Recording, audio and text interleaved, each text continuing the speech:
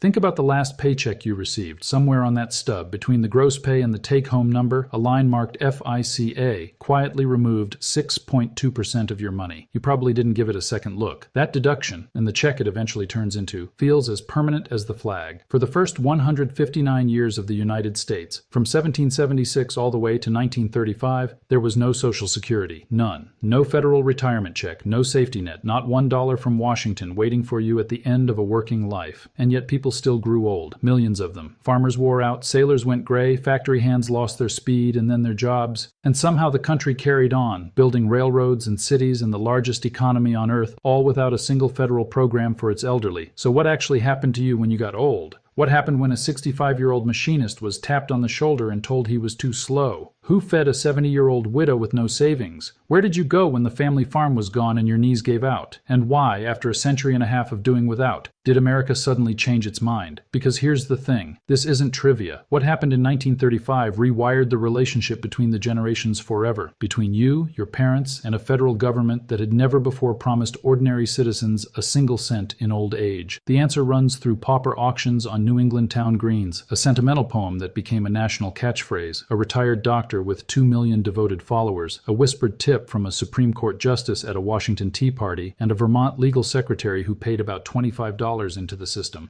and got back $22,000. So let me take you back to the beginning. To understand old age before 1935, you first have to delete a word from your vocabulary: retirement. For most of American history, it wasn't a stage of life. It wasn't even really an idea. You worked until your body quit, and then you entered a strange, unnamed final chapter. A chapter with no income, no institutions, and no official plan whatsoever. Except that's not quite true. There was a plan. It just wasn't written in Washington. It was written in wills, in town ledgers, and in the quiet arithmetic of family obligation. Imagine you're a farmer in Massachusetts in 1750. You're 63 years old. And before we go further, let's kill a myth. You've probably heard that people back then rarely lived past 40. That number is an average dragged down by brutal child mortality. If you survived childhood, making it to your 60s or 70s was entirely normal, and colonial towns were full of gray heads. So old age was not rare. What was rare was old age with options. Your pension, as that Massachusetts farmer, is dirt. Literally, the farm itself. And you hold onto it with a grip that would impress a poker player, because land is the only leverage you have. Historians who've studied colonial wills and deeds, like W. Andrew Aikenbaum,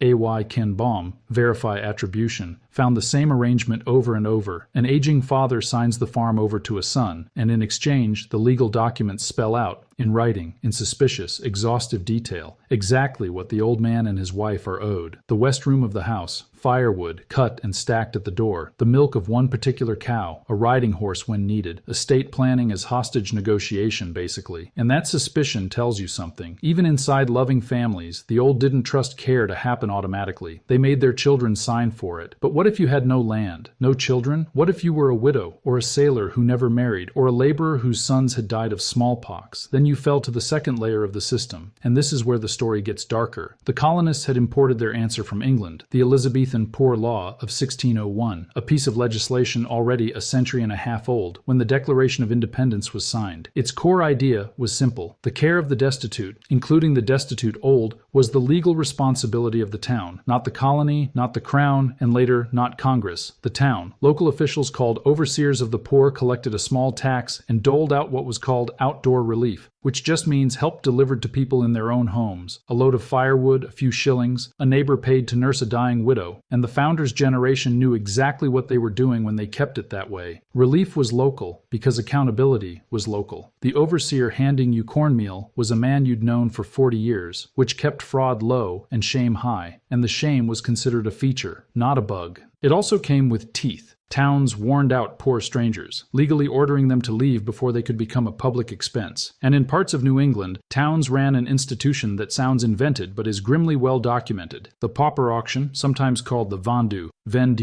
Once a year the town's dependent poor, often the elderly, were put up before the assembled taxpayers, and their care was auctioned off to the lowest bidder. Read that again, the lowest bidder. Whoever agreed to feed and house an old woman for the least money got her, plus whatever labor she could still perform. Some winning bidders were decent people. The incentives, you'll notice, did not encourage decency. Now, it's important to say that recent scholarship pushes back on the cartoon version of all this. Practices varied enormously from town to town and decade to decade. Plenty of communities cared for their elderly poor with genuine tenderness, and outdoor relief, quiet help at home, remained far more common than auctions. But the direction of travel in the 1800s was unmistakable, and it led to a building, the poorhouse. As towns grew into cities, reformers decided outdoor relief was wasteful and corrupting, and that the poor should be gathered into county-run institutions, poorhouses, almshouses, poor farms. By the mid-19th century, nearly every county in America had one, and in 1872, verify year, a Michigan poet named Will Carleton, Carl Toon, published a sentimental ballad called Over the Hill to the Poorhouse, the lament of an aging mother discarded by her 6 grown children. It became a phenomenon, recited in parlors, reprinted everywhere, eventually a song and a silent film. Over the Hill to the Poorhouse entered the language as shorthand for the fate every aging American feared most. Hold on to that phrase. We'll come back to it at the very end, because what eventually happened to it is the whole story in miniature. But here's a detail most people don't realize. By the 1890s, the federal government was, in fact, running an enormous old age pension system. It just refused to call it that. Civil War pensions for Union veterans and their widows had swollen, law by law, into a colossus. By 1894, military pensions consumed about 37% of the entire federal budget, a figure documented by the political scientist Theda Skocpol, Scotch Pole. Think about that. Roughly 1 out of every $3 Washington spent was, functionally, a retirement check. By the early 1900s, close to a third of all elderly men in the North were drawing one verify share.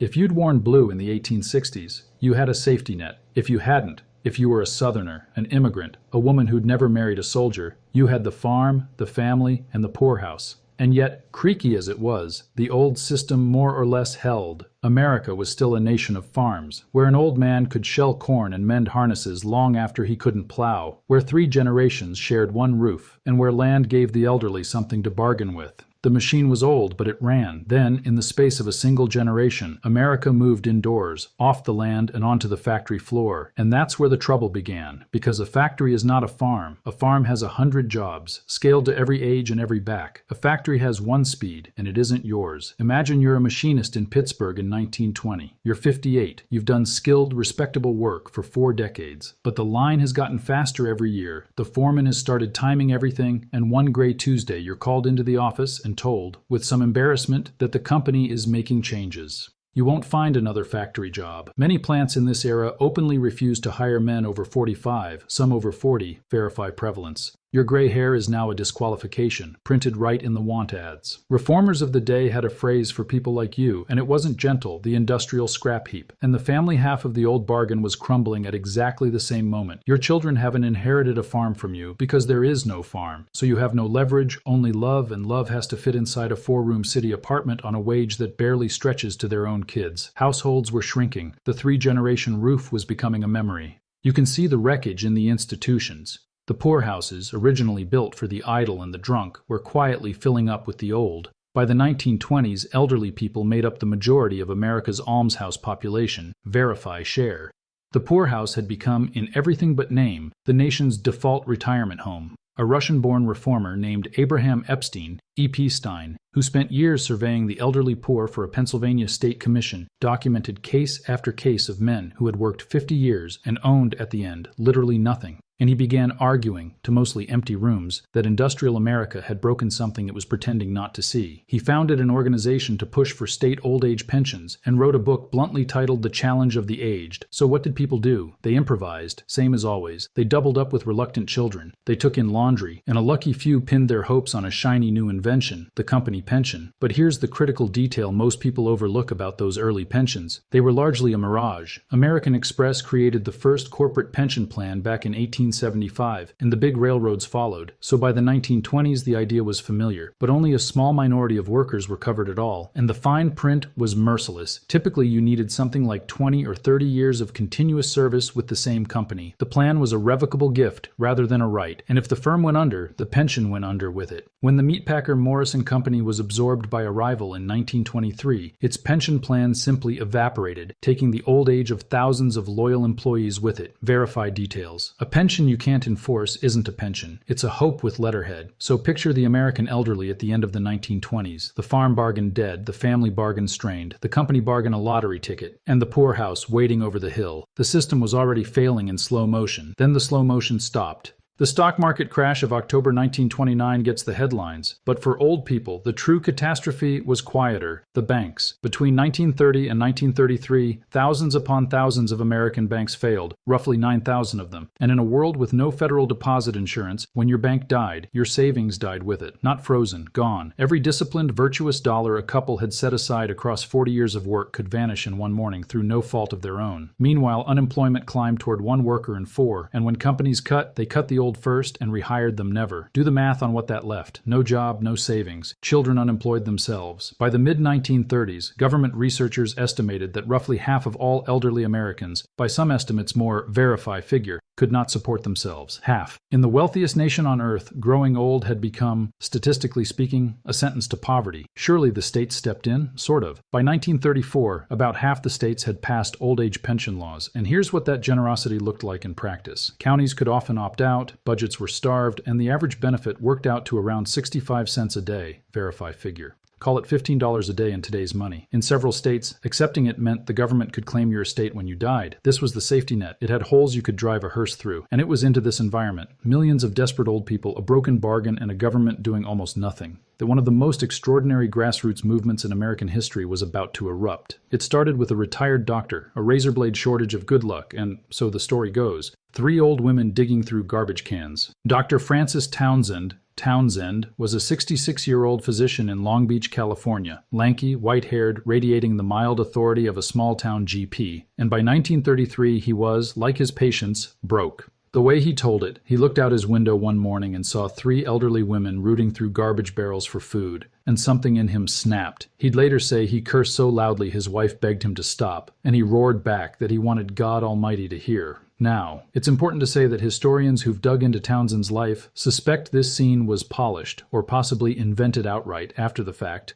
Origin stories usually are. But the anger was real, the garbage cans of 1933 were real, and what he did next is a matter of public record. In September 1933, he wrote a letter to the Long Beach Press-Telegram proposing a plan so simple you could explain it to anyone in one breath. The government should pay every American over 60 a pension of $200 a month, on 2 conditions. You had to quit working, opening your job to someone younger, and you had to spend every dollar within 30 days flooding the economy with cash. The whole thing would be funded by a 2% tax on every business transaction in the country. To feel the audacity of that number, $200 a month was roughly double what many full-time working men were earning at the time, comfortably over $4,000 a month in today's money for every single citizen over 60 forever. The response was not a movement, it was a detonation. Townsend clubs began forming across the country, first dozens, then hundreds, then thousands, with membership claimed at over 2 million and petitions gathering as many as 20 million signatures. Verify figures. Club meetings felt like revival services, hymns, potlucks, weeping testimonials, portraits of the doctor gazing down like a saint. For millions of elderly Americans, Townsend wasn't proposing a policy. He was restoring something the scrap heap and the bank failures had taken. The idea that their lives still had value. There was just one problem, and you may have already spotted it: the math. Economists ran the numbers and came back pale. Paying $200 a month to some 10 million eligible Americans would cost on the order of $24 billion a year, at a moment when the entire national income was around $50 billion, verify estimates. In other words, the Townsend plan proposed handing roughly half of everything the country produced to 9% of its population. The 2% transaction tax wouldn't cover a fraction of it. And Townsend wasn't the only prophet in the wilderness. Down in Louisiana, Senator Huey Long, Huey, the kingfish, the most gifted demagogue of the age, was building his own army under the banner "Share Our Wealth," promising to soak the rich until every family had a homestead and every old person a pension, with claimed membership in the millions, verify. Long, unlike Townsend, had actual designs on the White House, and a confidential poll commissioned by the Democratic Party reportedly suggested a long third-party run could siphon off millions of votes in 1936, verify. Franklin Roosevelt, by more than one account, told his advisors they would have to steal Long's thunder, verify, quote.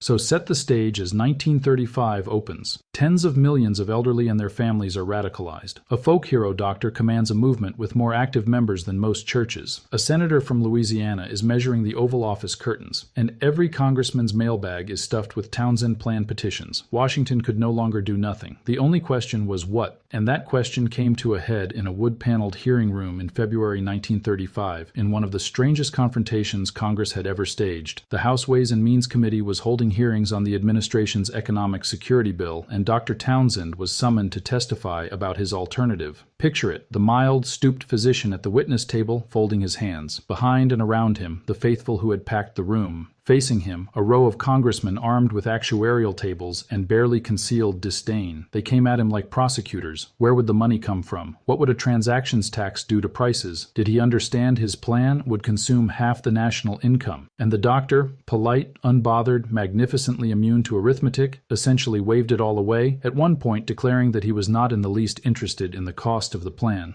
Verify exact wording. The room gasped and the newspapers howled. On paper, the congressman shredded him. The math lay in pieces on the committee room floor. But here's the detail that matters most for our story. It didn't matter. Every man on that committee could read a mailbag as well as an actuarial table. And the mailbag said that ridiculing Dr. Townsend was a fine way to lose your seat. The hearings proved the plan was fantasy, and proved in the same breath that the demand behind it was irresistible. Congress was going to pass something for the elderly in 1935. The only question left was whose version. Which brings us, finally, to the alternative, because Franklin Roosevelt hadn't been idle. Months earlier, he had quietly handed the job of designing a real system to the one member of his cabinet who had been preparing for it, in a sense, her entire adult life. And she almost turned the job down. Her name was Frances Perkins, Poorkins, and she was already a walking precedent, the first woman ever to serve in a United States cabinet. Her convictions had a birthday. On March 25, 1911, as a young woman in New York, she was having tea near Washington Square when the Triangle Shirtwaist Factory caught fire, and she stood on the pavement and watched trapped garment workers leap from the 9th floor to their deaths. She spent the rest of her life saying, in effect, never again. She would later call that day the start of the New Deal. Verify quote. In February 1933, when President-elect Roosevelt asked her to be his Secretary of Labor, she arrived with a list and a condition. She would take the job only if he backed her program, and on that list, alongside unemployment insurance and the abolition of child labor, sat old age insurance. Roosevelt said yes. In June 1934, Roosevelt created the Committee on Economic Security by executive order and put Perkins in charge, with a University of Wisconsin economist named Edwin White E.,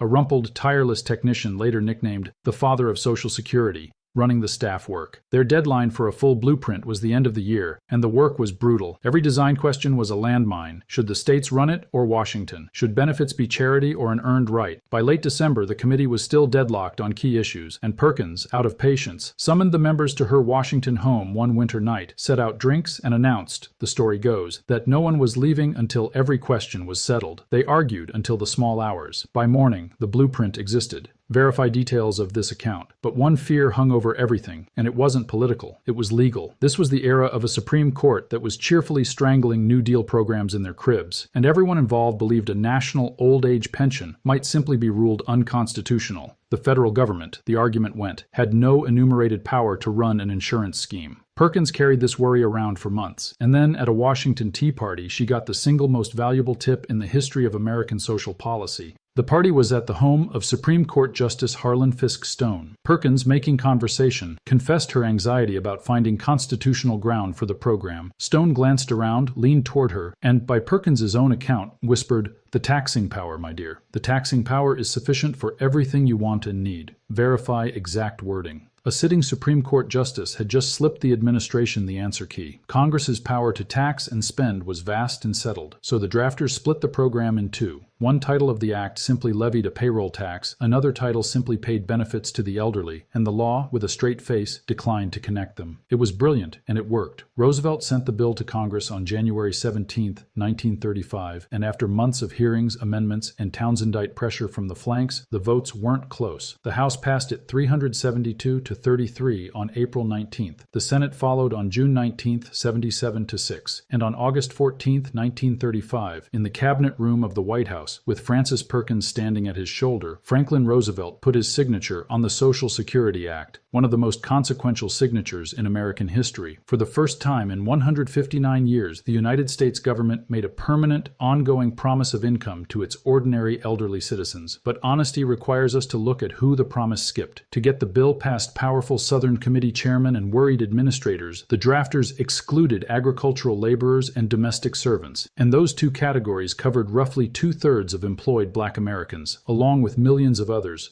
Verify share. The maid, the sharecropper, the farmhand, outside the system on day one. Defenders pointed to the genuine administrative nightmare of collecting payroll taxes from tens of thousands of scattered households and farms. Critics saw, and historians still debate, something uglier at work. Either way, the floor of the new house was built with holes in it, and it took decades of amendments to patch them. The machine itself, though, spun up with astonishing speed. In late 1936, the government and the post office pulled off one of the largest administrative feats ever attempted in peacetime, registering tens of millions of workers and issuing each one a card carrying a brand new invention, the 9-digit Social Security number. Yes, that number. The one you have memorized right now was designed in 1936, and it has quietly followed Americans from cradle to grave ever since.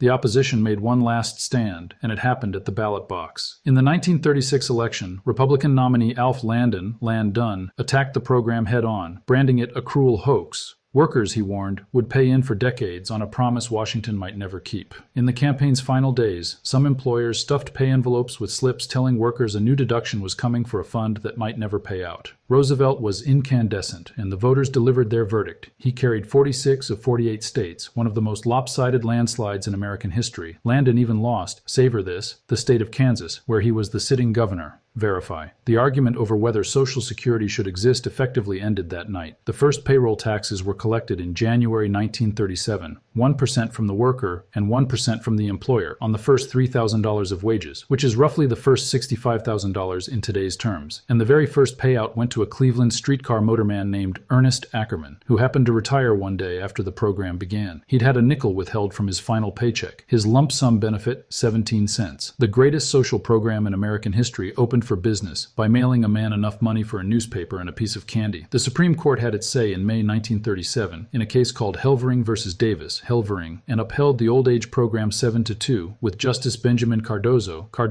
writing that Congress could indeed tax and spend for the general welfare. And look at the names in the majority. There, voting to uphold, sat Harlan Fiske Stone, the man from the Tea Party. The whisper had held up in his own courtroom. Monthly checks were originally slated for 1942, but 1939 amendments moved the date up, which brings us back, at last, to the woman from the hook. Ida Mae Fuller was a never-married legal secretary from Ludlow, Vermont. By wonderful coincidence, she'd attended school with Calvin Coolidge, verify. And on January 31st, 1940, she received the first monthly retirement check ever issued, check number 00-000-001 for $22.54, about $500 in today's money. Over her 3 working years under the program, Ida Mae had paid in a grand total of $24.75. Then she lived to be 100. By the time she died in 1975, she had collected $22,888.92, nearly 1,000 times what she put in. The very first beneficiary beat the system on day one, a fact actuaries have been grumbling about ever since. And that grumble points at something real. So let's be fair to the losing side. The critics of 1935 were partly right. They warned the program would grow far beyond its blueprint. And it did. That combined 2% payroll tax is 12.4% today, and the modest old age pension became the largest single program in the federal budget, adding survivors' benefits, disability, and more. They warned that pay-as-you-go, today's workers funding today's retirees, was a standing bet on demographics, and the ratio of workers to beneficiaries has fallen from dozens to 1 in the early years to fewer than 3 to 1 now, verify figures, which is why every few years you hear alarms about the trust fund. But the critics were also profoundly wrong about the big things. Social Security did not destroy thrift, did not smother capitalism, and did not turn Americans into wards of the state. What it actually did shows up in one line on one chart. Elderly poverty, once the fate of roughly 1 American in 2, stands today at roughly 1 in 10. Verify figures. No program in the country's history has moved a poverty number like that. When you zoom out and look at this whole Control Ark, the Deeded West Room, the Pauper Auction, the Poorhouse, the Scrap Heap, the Doctor, the Whisper, the Check, you realize this was never really a story about money. It's the story of a single question migrating across 3 centuries. Who owes what to the old? For most of American history, the answer was the family, enforced by land. When the land bargain died, the answer became the town, enforced by shame. When the towns were overwhelmed, the market offered a pension you couldn't enforce. And when that failed too, spectacularly in the 1930s, the answer finally became the nation, enforced by law. Each handoff happened the same way, not because anyone planned it, but because the previous layer broke under the weight. And you are living inside the last handoff right now. That FICA line from the beginning of this video is the direct descendant of the whisper at Justice Stone's Tea Party. A tax and a benefit still legally holding hands while pretending to be strangers. The 9 digits you recite at the doctor's office were drawn up in 1936. Around 70 million Americans currently receive a benefit each month. Verify figure. And if you work, you are paying this very payday for the retirement of people you will never meet, on the understanding that strangers not yet born will one day do the same for you. And remember that phrase I asked you to hold on to.